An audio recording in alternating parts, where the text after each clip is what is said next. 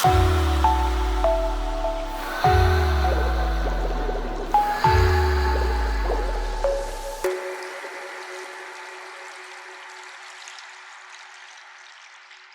guys, and welcome to this episode of The Deep Dive. Today I'm joined by one of my very good friends, Mr. Jamie Daws. But before we speak to Jamie, firstly, I hope you're enjoying these deep dives. It's given me a chance to get into the mind of the creators, and I'm really excited to speak to Jamie about maybe some of the things I haven't spoken to him about before, as well as his brand new release. But if this is your first time joining us, please don't forget to hit that subscribe button and that notification bell, and you'll be notified every single time we go live right here at Alakazam on our YouTube channel. So anyway, without further ado, let's introduce our special guest for today, Mr. Jamie Daws. Hello, Mr. Daws. You just look like a little floating head. That's what I'm going for. I'm just going for balloon head. That's my new name. It's good. It looks good. So, Jamie, firstly, thank you for joining me on the deep dive. And thanks for having me. For those of you that don't know, you've been a good friend of mine for many years. You released your first Alakazam product when? When was that? That was a long time That ago. would have been when I was 18, I think. 18 or 19. And you're now So 74? So that's 15 years ago, I think. 15 years ago. Wow. That's mad, isn't it? You're only a wee nipper. That was when the year before you hit 100. So yeah. Tells. So, but since then, you've released stuff with our good friends at the 1914, Penguin Magic, Dave Forrest. You had something out with. So you've released a lot of material, and this is one question I've never asked you actually, even though we've been friends for a long time. I do try not to speak to you, but why? Because when you started, you weren't into sort of bizarre magic. No, not really. So what was the turning point? Because anyone that sort of knows you now, or maybe from the last 5 years, will know, Jamie Daws, the storytelling, darker magic. But you started as a close-up magician. Your releases were close-up effects. So give us a bit of background on Jamie Daws and the transition from close-up to bizarre. So it would have been around the time I think I released Phantasm with Alakazam, which was my first. I think that was my first DVD release. I think that came before Dave Forrest and the full 52 stuff. And about that time, I was at university and I was doing a drama course. So I was doing drama and performance studies. So my background primarily is actually theatre and acting. And during that time, we were given the task to fool an audience, which was perfect for me. I was just very lucky. Yeah. And I started going down sort of how to shock an audience. I like the idea of causing a stir in an audience and creating like an immersive experience. And at the back of our theatre, we had they were expanding the theatre space basically, and they had like a building site. And one of the other groups explored this idea of walking through rooms, but putting rotten meat and fish in different rooms. So as you're walking through, you're getting this like immersive smell, and it was just a bit gross and a bit scary. And I really like that idea of like playing on people's emotions, because we're always obsessed with making people happy and joyful. But there's a huge market of people who really enjoy being scared, but in a safe way. Yeah. And I started exploring geek magic originally. So I did a great thing with, I went to Davenport's Magic, which was in London at the time. And Paul, who used to work there, sold me some razor blades that were used for... Paul Henry? I think so. Yeah, I believe so. That's it. Brilliant really, really good and super nice as well. Yeah. And he sold me the like swallowing razor blades, but they were safe, so they were blunted basically. And then I got an apple, and I got a like a drill bit, and I drilled in, and I took one of those blood capsules that you used to swallow, and blood came out your mouth, and I put it inside the apple for a little hole, and I repackaged up all of the razor blades in actual razor blade packaging, and reset it all up. And then I remember sitting down, and we had to basically share our thoughts and ideas every few weeks. So we sat in a circle, and then I got this razor blade, and very dramatically, I just didn't say anything. I got the razor blades out, and they could see it was a real razor blade packaging. Took out the razor blade, took a piece of paper and slit the piece of paper with the razor blade, and because there was a like a sharp corner which wasn't sharp enough to cut you but was sharp enough for paper, and then I put the razor blade in my mouth, and pretended to swallow it, and then I took the apple and I bit into the apple and I started chewing, but of course what I'd actually done is I'd chewed the blood capsule that was hidden in the apple. And then, of course, I was like, I pulled out the razor blade, but as I pulled it out, all of this blood just started coming out my mouth.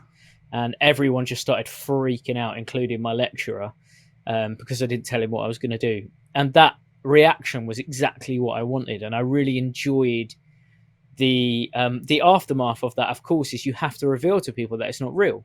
Yeah. And there's this lovely moment where I'm like, no, here's what really happened.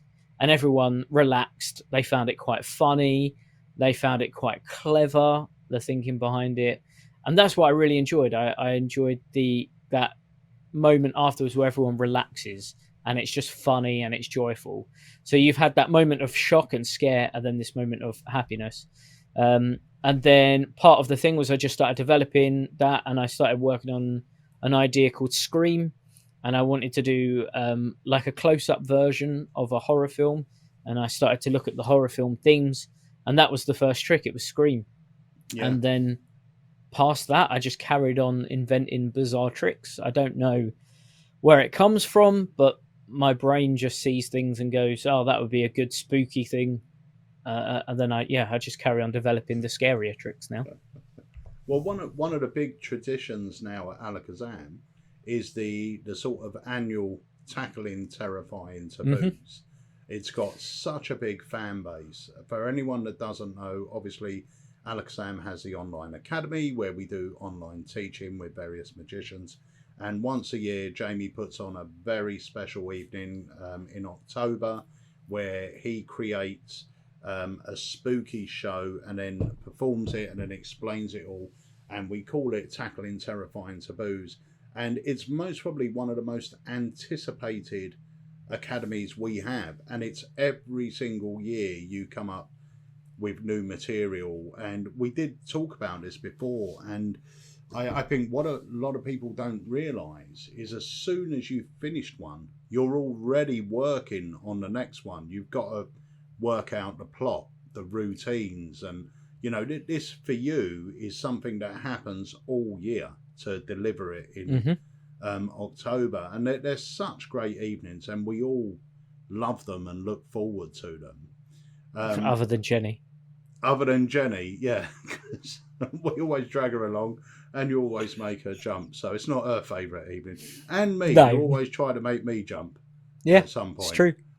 Yeah, just trying to kill me off or something, give me a heart attack. So, but as well as doing sort of the bizarre stuff, obviously you do release stuff with Alakazam and various other people, but you also have your own site where you release exclusive items. I know you've got a new product that you're releasing on your own, and what's that called? It's Polaroid? The Polaroid, yeah, that should be out within the next week or so, I think. I think it might very excited for that. Out because this will air by the time this comes out, it will be out. Yeah. It will be out by then. And you've got something I wanted to talk about this because you at the moment there's a big sort of influx of subscription services that are happening. As far as I'm aware, you had one of the first ones, which you called a VIP study. No, so back then it was called Digital VIP. Right. Yeah. And then it sort of adapted and changed to VIP study. I can't remember why we rebranded it. I think it was a discussion with you that I rebranded it, but I can't remember why. I think it was just to make it a bit clearer as to what it is. Yeah. And so tell us a bit about that, because there's an awful lot of content that you put out. So give us a bit of a rundown how it works and what it Mm-hmm. actually is and what someone could expect from becoming a member. Okay, yeah. So it was Pete. It was actually Pete who spoke to me. I think it was probably about 6 years or so ago, between 5 and 6 years ago, about putting a subscription service together. So credit to Pete. If I'm entirely honest, a lot of business ideas that I endeavor to put forward, it comes from Pete and discussions with Pete. He's such a powerhouse of different business ideas, and if you ever get the opportunity to sit down with him and talk about it, honestly, um, it's one of the best things. And in fact, I'm going to plug something else, but I don't gain anything from this plug. But I do have a podcast which can be accessed through all major podcast streaming services, and Pete is on it with a business episode, and his business episode is one of my favorite episodes that we've ever recorded, because it's not Pete in an interview situation, it's him talking about business strategies and how he's built his business, and he gives different ideas for stuff. So it's called Scrapbook Magic. I don't earn money from it or anything like that, it's just a nice thing that I do for people. But honestly, that's such a good podcast, so do go and listen to Pete's Yeah, podcast. you've got some really good people on there as well. I enjoyed listening to those when they were out. Just a Well, we've quickie, are got they season coming two back? recording now as well. Yeah, Right, season cool, two's recording now. So we've got Megan Knowles Bacon, brilliant. Craig Petty, Rylan Petty, which I've still got to record, but hopefully within the next week we'll record them. I've got an actress who is touring with her one-woman show, who gives us advice on, the touring process, how she books venues, stuff like that. So yeah, it's going to be a really, really good second season, I hope. Brilliant, brilliant. So go on, give us a bit more about the VIP study, and then Yeah, remind so me. No, I'm going to go say on, this before you go into VIP. go on. There's another thing, because you do seem to come up with ideas. I know you say, you speak to me and we have ideas and everything else, but you come up with a lot of great ideas, um, and you're way ahead of the curve with a lot of these. Like when lockdown hit, you were the first person I know of that did a lockdown show, but a Hmm. proper show where you sent out a box. Now, since then, there have been a few magicians doing it. I know Dan Hmm. White did it, and did it in a big way as well. But you were the first one that I know of that did that, and you road tested it on a few people, and the Nardi clan was one of them, and it was great. It Hmm. was a show where the magic was happening in our hands, even though you were on the screen. It Hmm. was great. Yeah, I really enjoyed doing it as well. It was good fun. Yeah, it was really good. And I just want to say, I mean, you do have some, one, you have some incredible ideas, but secondly, you've got a very good work ethic. You do, when you visualize something, you put it into action. You don't sit on your laurels. You don't put things off. You really get to work on it, and that's, I'm very envious of that, because you do get a lot of stuff done in a short period of time. And the VIP study as well, the amount of love and content and everything that goes into this thing is incredible. So I'm going to pass it back to you. Sorry, I'm just rambling on, but That's all yeah, right. tell us a bit more. So yeah, the VIP study, after me and Pete spoke about it, I turned it into digital VIP, and then it was a different format then. So the idea was that once a month, new content would be put on, and I like that, but it didn't feel like it was like an immersive thing enough. I felt like there needed to be more. And then I really thought about what I wanted, and at the time I was massively into things like Masterclass, not the Vanishing Ink one, but there's a website called Masterclass, which is a big learning portal in which they get sort of the best of the best. I know Penn and Teller are on there, and there are publishers and film directors, and they tell you about their techniques. And I was like, well, I wish there was something like that for magicians, but something where someone had been there and done it. And no disrespect to anyone with memberships, but a lot of the memberships are about, you know, trick, trick, trick. Let's get this trick out, and there's another trick, and every week you get a free trick. And that's great, and I don't think that that's bad at all, because I'm a member of some of those memberships, and I think they're superb. But for me, I wanted more. I wanted to be able to take all of my knowledge and pass it on to magicians. And, you know, I'm not the most knowledgeable about everything, but I have been in restaurants for quite literally hundreds, if not thousands of hours. I have performed at thousands of tables. I have done these tricks thousands of times for these different people over the past 7 years at, you know, maybe 5 or 6 different restaurants constantly every single week, sometimes 2 or 3 times a week. So there's just loads of stuff that I knew that I could teach other magicians. So my membership wasn't just about the tricks. Now, there are loads of tricks in there. We're trying to get a tot up of the tricks, but I reckon we're well over 60 tricks at this point across the website.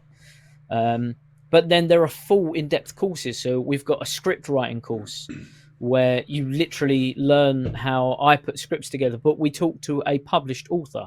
So I have an actual author on there talking about characters and stuff like that. And I think that's the course where we have people like James Samuel and Drew Backinstos and Michael Murray. And all of these people have given their times for this course to give an incredible course. We've got... I show you how to plan out an entire stage show, from set design and props and stands that you can have and tables that you can have.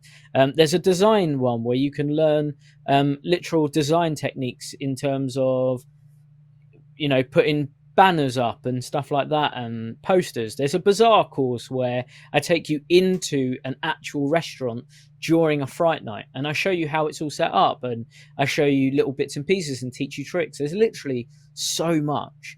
But on top of that, there are full-length lectures and courses. So there's last year I did Emerge from Darkness, which is a collection of my latest bizarre ideas and tricks.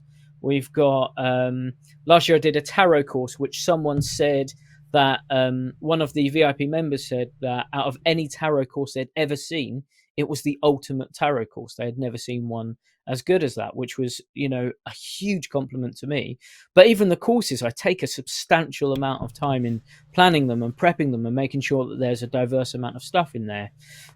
So yeah, there's loads of tricks, but it's about the business just as much as the show. So this month we've got for February. So every week I am teaching a new trick. But these are really cool tricks, like Transformer Lope is something I've been playing with for 5 years. It's not fully developed, but I know VIP members will love it. There's a Tear Force, which was an idea that was taken from another book, but I've just expanded on it. This week we've got a collection of Instagram tricks, but they're all bizarre, which is going to be really cool. So yeah, that's basically it. It's just a complete educational platform that's designed to not only give you tricks, which there are, but also to give you real world skills and things that can up your business and save you money and make you, you know, more on the ball. And this year, what I'm really excited about is the website has a new functionality. Yeah. So we're turning it into live courses, which I've never done before. And it's taken a long time because everything has to be reformatted.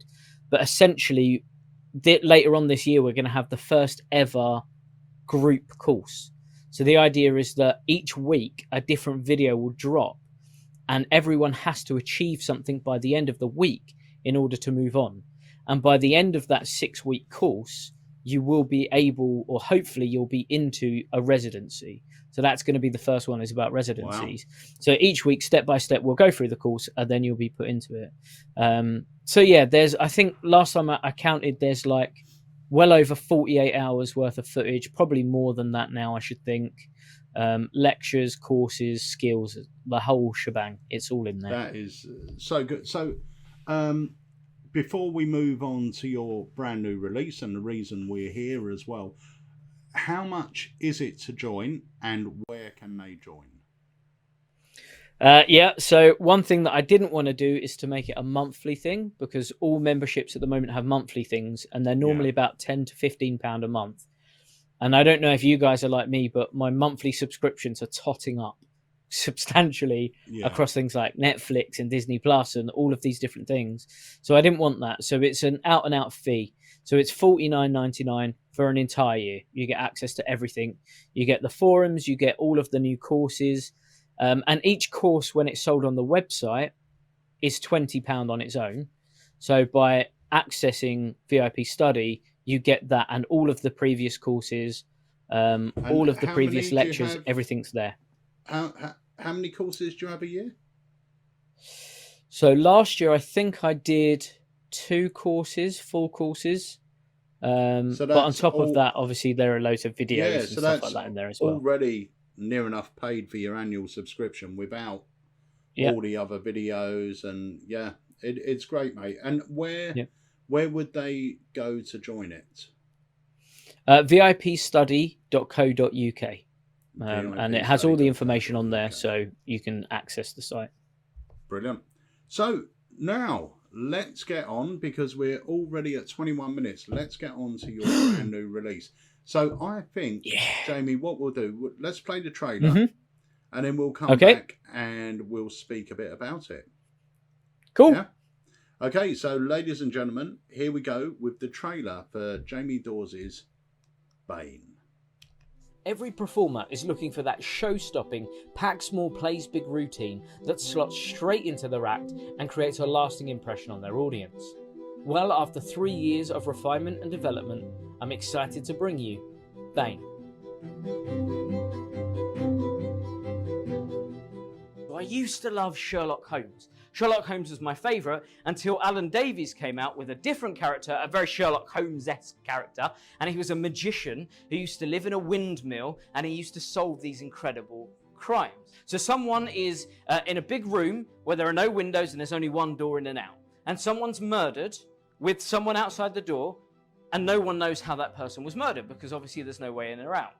One of you is about to die. Now, I know what you're thinking.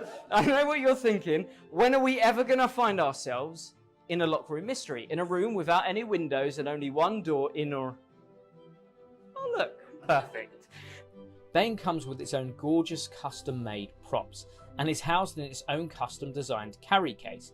Everything's ready to go out of the box, and it even looks spectacular set up on stage. In your head now, I want you to think about who you would kill out of all of these.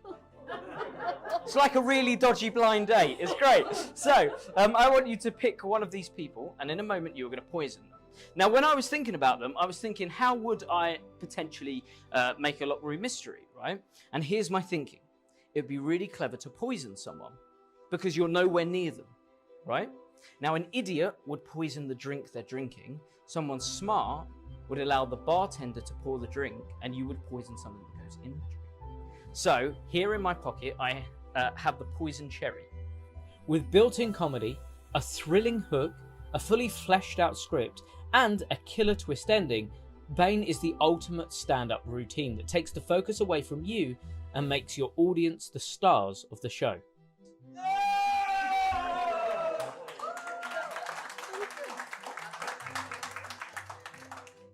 All I want you to do is to both say to me, I am dead. So person number 3. I am dead. Number 4. I am dead. Number 4 was way too confident. I think that you are red cherry. I don't think that you are dead. Show everyone your red cherry. Red cherry? Perfect, excellent. Give him a round of applause. Take a seat. Now, if we've done this right, you're going to finish this off full circle. This crime is complete. Show everyone your gold cherry, good sir. Yes, excellent. The golden cherry. Thank you very much. Pop it on the table. If you're looking for a new routine that's ready to go out of the box and something that your audience will be talking about long after your performance, then look no further. Now, what I loved about Sherlock Holmes and what I loved about Alan Davies' version, the Magician, is there was always a twist ending.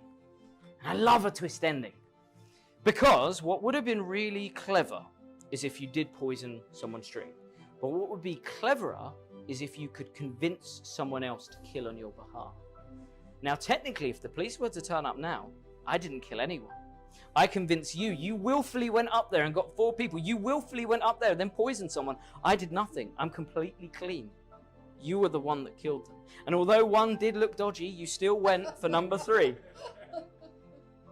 But what if I could prove that I really did convince you to go for person 3? That was the one that I wanted you to kill all along. What if I gave you a note at the very beginning, an alibi for me, in your hand? Read out what I wrote down as loud as you can for everyone.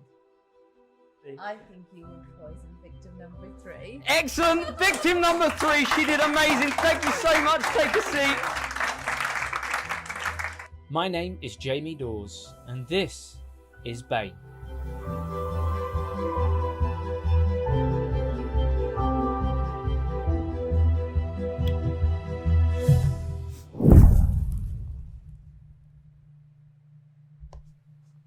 So, Bane, this is something that you and Harry have been working on, like to bring it's your routine, but to bring the finished article to market. It's something that you guys have been working on for about a year. So tell us a bit about the background of Bane and how you sort of how you use it. Where is it that you use Bane? Because I know Harry uses it all the time in his stand-up. When he's got stand-up spot, it's his centerpiece routine. So it's just for shows, like stage shows, basically. So I really like putting something a little bit darker in a stage show. So I like having a good array of light and dark in a show. And I think that something spooky is interesting. It's quite inquisitive, but also to try. I think it's really difficult to make dark magic commercial. I think that's the most difficult thing. Yeah. Commercial in the sense that everyone can enjoy it, and it's not just for an older audience, and it's not just for, you know, people who like horror stuff. So that was my aim, was to try and create something that was really really commercial and would work for a family audience, but has still got that dark thing, that dark twist. So this is like a centerpiece in my stage show now. This is about in the middle.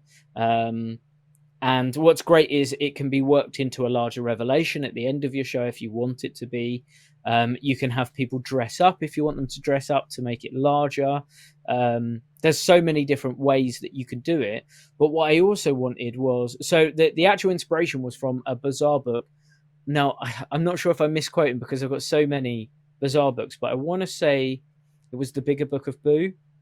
Right. And I'm sure there's like a poison trick. So this idea that you have some shot glasses and someone drinks a shot glass and you can work out which one of them it was. And I loved that concept, but I didn't like the method. I really didn't like the method. I thought that there was too much going on and I just felt like it could have been improved. So then I looked at different methods and I wanted to find a way that I didn't have to worry about the method. I didn't want to have to worry at all. So I came up with this method, which is a really old method. It's traditionally from a bank night plot, but I've sort of made it a bit more interesting with the props that I've put it to. Yeah. And I've also layered it so that now you can add different elements to it as well if you want to. And essentially it's a Kerasuke routine if you want to break it down to its bare bones. Because there are a said number of objects, one of them is odd, and then they look at them and you can tell who has the odd one, is essentially it. But what I love about this is you know all of the information that you need to know before the trick really begins properly. And then everything is not about you, it's about the audience. So I love magic, which is about them and it's not about me. Yeah. I want them to have just as much fun and be the stars of the show, just as much as I am. So yeah, the whole routine, the whole thing is literally built as a stage piece to slot into a parlor or a stage act, and it's it's a 10-minute piece of entertainment, and that's what I would call it. I would call it entertainment. That's exactly what it is. Yeah, and you're saying it's sort of a darker routine. It's actually not. I wouldn't say it's really funny. Darker routine. It's a really funny routine. I'm a big fan of the old murder mysteries. I love Basil Rathbone as Sherlock Holmes. I love the way it's filmed, the old manor house, anything like that. And, you know, I'm a sucker for it. And this routine has that feel about it, but it's very comical because you're getting everyone up on stage to act out dying, they've been poisoned. And just watching them, it's the built-in comedy that you really got nothing to do with. You just tell them to go, and there's the entertainment. The other thing I really like about this is it's very well structured. Obviously, you've worked it a lot, and it was featured on one of your old Tackling Terrifying Taboos. So we know you've been using it for a few years, because it was a couple of years back it was on that. And it's, you can see from the structure of it, like you said, it's lovely when the effect's over before the audience even know it's begun. For you as the performer, the effect is over, or the you know, you've got everything. All you now have to do is worry about presentation, because everything else is done, and that's before anything's even happened. Really, it's it's great, and it's the first, not the first project, but it's the first major project that Harry has put together for a creator. And he's done an epic job. I mean, the props he's found, amazing.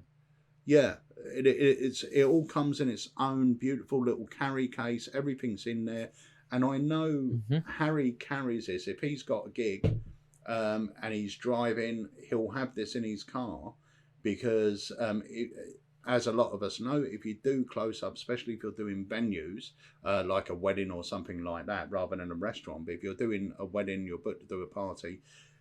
There is sometimes, and more often than not when I was working, where they would ask you if it would be possible to do something for the whole room before you left, or you would sort of go, if you want, I'll do 10 minutes at the end. And, you know, it's a great way for you to say your goodbye. And this is the perfect little effect for that. It takes no room, but it looks really nice on stage. You've got 4 interesting props there, instead of just sort of standing up and doing a close-up card trick, but to everyone in the room and getting someone up to help you.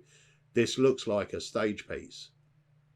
It's really good. And so there are a couple of things. Number one, what Harry's done with getting the props, and what makes it so interesting is it is literally a whole 10-minute act in a box ready to go. Yeah. And that's what I love about it. Everything's in there, and it's not like it's just the shakers that are in there.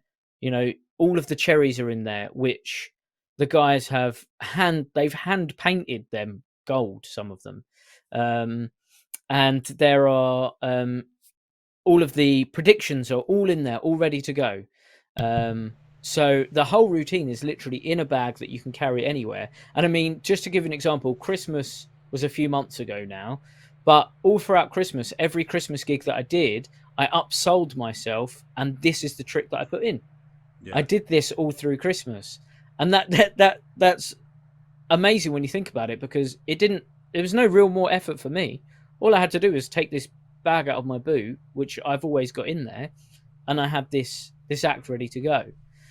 So yeah, Harry's done an amazing job, and a lot of care and effort on his part has gone into this.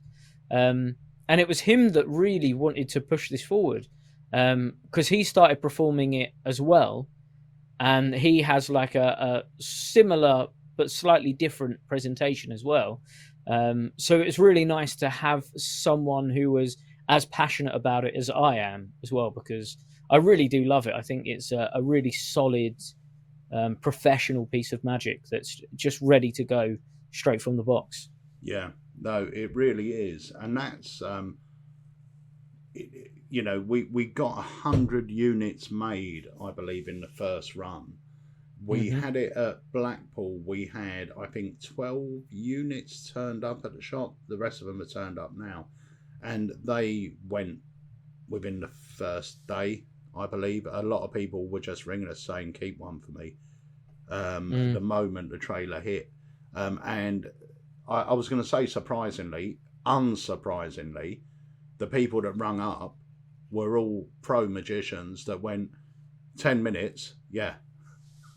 Yeah, it's just Yeah. it's a no-brainer.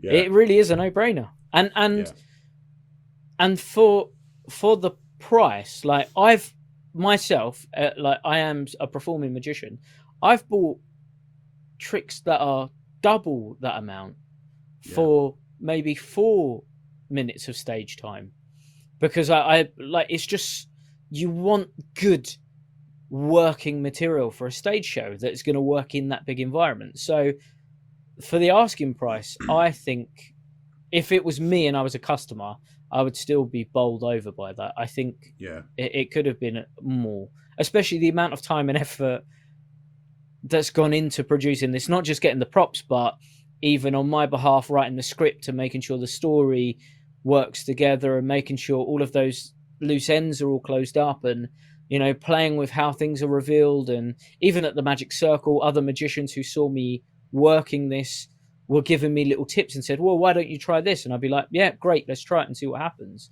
Yeah. So, yeah, it's just, there's been so much that's gone into this for so many years. You know, I started developing this before the pandemic, maybe the beginning of 2019. So to see it finally come to market, and hopefully everyone loves it as much as me and Harry, hopefully, everyone will enjoy it. And you. And me. You. No, so it is great. And I just want to go over something you said earlier, which I think is a really good point. If I was to perform this, I haven't performed it yet, but if I was going to, I would perform it as a sort of Cluedo Manor House murder thing. Mm-hmm. And I would get 4 articles of clothing, whether it be a dog collar for the Reverend, there'll be like a necklace for someone who's going to play Miss Scarlet or something, and I'll get them up and dress them up and stuff like that. And once again, it's giving you more time, it's making it feel a bit more entertaining, it's a bit more light-hearted. And I know the first gig that Harry performed this at was a private party he was booked at for an ex-policeman's 60th birthday. And he went there and he'd done it. The room, there was only, I think, 20 people there, and they'd hired out a cottage somewhere, and he performed this. And he said they were all raving about it, really raving about it. And he spent so long practicing it as well. Yeah. I was on FaceTime with him quite a few times, just getting it down and going over it. And I remember when he finished that gig, he phoned me up and he just went, it couldn't have gone better. It just couldn't have gone better. It was the perfect piece of magic for that audience. And the thing is, we supply you everything. So we supply you the shakers, the cherries, and even the revelations. Now, the great thing about the revelations is you can change them to be whatever you want. So if you want it to follow a certain theme, or if you want it to name particular people or whatever it is, you can change it to sort of fit the theme. So you could have, you know, more of an aged looking letter in an envelope that's sealed, maybe the invitation to the manor house, and it gives you the instructions on who they're going to murder and stuff. So it's quite flexible. I mean, we've supplied it ready to go out the box, but you can jazz it up and age the predictions or whatever you want to do to make it have more of a feel. That's entirely up to you, how you want to run with it. And the other thing is as well, if you don't like the murder theme, even though it's not dark, it's not presented as dark, it's presented as a murder comedy. Mystery. It is. It is. But if you don't like that, a little bit of thought, and basically you can change this to be almost anything you want. You know, once you understand the method. One of the other presentations that we put on there, which I think I haven't performed it this way, but it's brilliant, is a blind date. So you get a lady or a gentleman up from the audience. They pick up their preference, 4 people up from the audience, and you say, right, I want you to drop this cherry into the drink of the person you want to chat up as a way to introduce yourself and, you know, apologize. and then you get each individual person to give their best chat up line. So great, now you're going to chat her up, or you're going to chat him up with your best chat up line. Person number one, what's your best chat up line?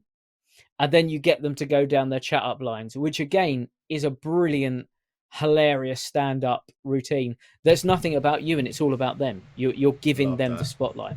Yeah.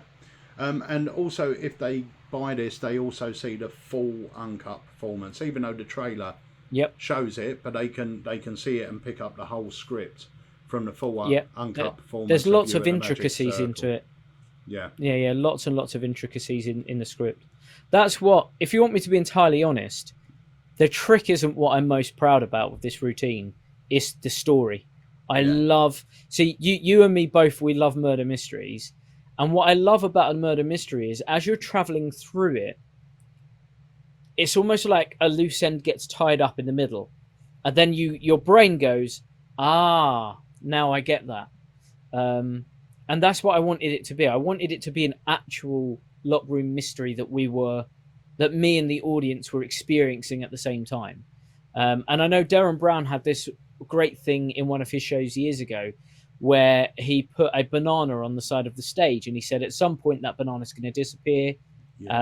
And he does this sort of thing. And I've always loved that thing of a combined experience with the audience and you're all together. And they know that this is going to happen, but they're not sure how it's going to happen. That's what I really love. And when you watch the full performance, you'll understand that the way I've structured the story is like at the very beginning, you mentioned what a locked room mystery is and the fact that there are no windows and only one door in and out. And then they realize that you're in a theater, and a theater has no windows and only one door in and out. So then they realize that they are in a locked room mystery. That's the first knot that's tied up. Yeah. And then in terms of methodologically, you'll notice that there's a running gag where I keep mentioning that one of them looks dodgy. That's actually a methodological intricacy which I've put in there to help the revelation at the end. So like I said, so much thought has gone into it, but for me it's the story, and it's at the end, it's when you say every locked room mystery has a twist, and that's no different because I didn't do anything, you've done it all. And there's that wonderful moment, and you'll see it from the trailer, the woman's face goes, I see what's happened now. I understand what's happening. And it's that realization on their face that this thing has happened. They were complicit in it, and there's nothing they can do about it now. It's all happened. And there's some great jokes in there. Like, I think we cut out some of the jokes, but one of the jokes at the very beginning is, when I was a kid, I was a little bit weird. I used to love these locked room mysteries, and I tried to plan my own locked room mysteries in order to kill my teachers. Which is obviously, it's a silly line, but it gets a laugh from the whole audience. And when you see the full performance, all of the jokes land perfectly. Everyone has a good giggle, because it's like a combined experience, and everyone goes, I remember hating my teachers as well. So there's so much that goes into it, and hopefully you'll like the script that I've written for it, and the whole story that goes with it. It's great, mate. It's really good. That's called Bane. That's by the amazing Jamie Daws. Jamie, thank you so much for joining us on the deep dive. Thanks for having me. It's nice to see a Peter Nardi video coming back, a new series. It's good. Yeah, I've really been enjoying it, mate. And it's purely, I'm getting a chance to really delve inside creators' minds and get the lowdown on what makes them tick, which is great. That's what interests me, and it's always good to speak to you. Always good to speak to you. Thanks. We haven't spoken for a little while. You guys were at Blackpool last week, so I know. Been busy. You didn't come. I didn't. I had too much stuff to do, unfortunately, this year, but I will be there next year for definite. You and Leo are the same, because you both said, no, we can't come this year. And then on the Friday or the Saturday, you're going, I wish I was there. Yeah. Both of you. Literally. It's and it was the same the as me last year. and... Yeah, it was the same as me last year. Like the Friday, obviously, Wayne done the stand for us. And the Friday, when I'm just setting up, And I just went, oh, I wish I was there. It's annoying, isn't it? It's like It Blackpool is. envy. Yeah. But you'll be there next year, and hopefully you'll be jumping I'll on be the there next year. Sam stand doing some bits. If you don't have your own Definitely. stand, who knows? I might do. It might be the first. See, normally I do conventions, but only the smaller ones because I'm quite a niche market, I think. And I never knew whether Blackpool is a bit big for me as a sole trader, but I might do. We might see Yeah. where we're at next year. Yeah, brilliant. So, Jamie, thank you very much for joining us. I know you are heading off now to film a brand new course. Yep, so we've got a live course tonight, and then I've just done a new VIP trick, which I've just finished editing before this, which gets posted tonight, which is the Instagram stuff. And then, we've got a live course tonight, and then tomorrow and the next day I'll be packaging up the Polaroid trick to then ship that out. It's never ending. It's honestly never ending. Like I said at the beginning, you're a workhorse. You're always doing something, and you're always providing great content, whether it's for Alexam, whether it's for yourself, the VIP study. So, Jamie, good luck with everything. Keep doing what you're doing because you're smashing Thanks it. for having me. You're more than welcome, and we will speak to you soon, my friend. Bye-bye. Guys, so that's it. That's the magnificent Jamie Daws. Thank you very much for joining us on the deep dive. We've got another episode for you next week, another great episode. But remember, if you haven't done so already, hopefully this is the right button. Hit that subscribe button, hit that notification bell, and you will be notified every time we go live with a brand new video on our YouTube channel. So until next week, I am Peter Nardi. This is the deep dive. Have yourselves a great week. I will see you very soon.